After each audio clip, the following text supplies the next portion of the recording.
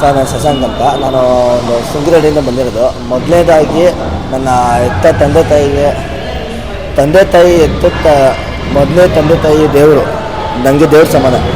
ಎಳ್ಳೆ ತಂದೆ ತಾಯಿ ಬಂದು ನನ್ನ ಡಿ ಬಾಸ್. ನಾನು ಯಾವತ್ತೂ ಡಿ ಬಾಸ್ ಪರವಾಗಿ ನಿಲ್ತೀನಿ, ಓಕೆನಾ.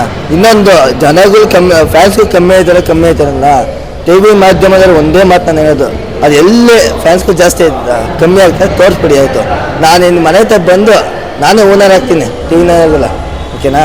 ಯಾವುದೇ ಕಾರಣಕ್ಕೂ ಬಾಸು ಹೊರಗಡೆ ಇದೆ ಅಂತ ಅಪಪ್ರಚಾರ ಮಾಡಬೇಡಿ ದಯವಿಟ್ಟು. ಒಂದು ರಿಕ್ವೆಸ್ಟು, ಇದನ್ನೇ ತಿರ್ಗಿ ನೀವು ಅದು ದರ್ಶನ್ ಅಭಿಮಾನಿಗಳು ಹದ್ಮಾವುಟ್ ಅಂತ ಒಂದು ಮಾತಲ್ಲ, ಒಂದು BTV ಚಾನಲ್ಗೆ ಒಂದು ಮಾತು ಕೇಳ್ತೀನಿ, ಓಕೆನಾ. ಬೇಜಾರಾಗಬೇಡಿ, ಕೇಳ್ತೀನಿ ಅಂತ ಅಭಿಮಾನಿಗಳ ಥರ ಕೇಳ್ತೀನಿ ಅಂತ.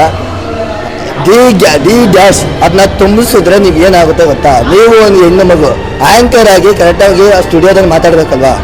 ಸ್ಟುಡಿಯೋದಲ್ಲಿ ಮಾತಾಡೋದಲ್ಲದೆ ಡಿ ಡ್ಯಾಶ್ ಅವೆಲ್ಲ ಸರಿ ಬರೋಲ್ಲ, ಓಕೆನಾ. ಫಸ್ಟ್ ಆಫ್ ಆಲ್ ಹೇಳ್ಬೇಕಂದ್ರೆ ಅಭಿಮಾನಿಗಳು ಆರಾಧ್ಯ ದೈವ, ನನ್ನ ದೇವರು, ನನ್ನ ಡಿ ಬಾಸ್.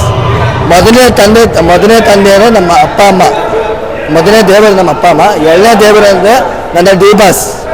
ಯಾಕೆಂದರೆ ಕೆಲವು ಮೀಡಿಯಾಗಳು ಹೇಳ್ತಾರೆ ಡಿ ಬಾಸ್ ಹುಚ್ಚ ಹೇಳ್ತಾರೆ, ಫೋಕಸ್ ಮಾಡಿ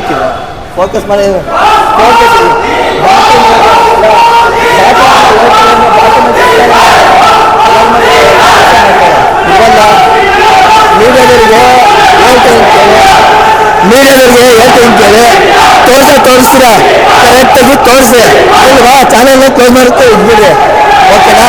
ಯಾಕಂದರೆ ಮುಂದಿನ ದಿನ ಬಾಸ್ 6.06 ಅಕಸ್ಮಾತ್ ಬಾಸ್ ಆಚೆ ಬಂದರೆ ಒಬ್ಬೊಬ್ಬರನ್ನು ಮಾತ್ರ ಸುಮ್ಮನೆ ಅಂತ ಬಿಡಲ್ಲ.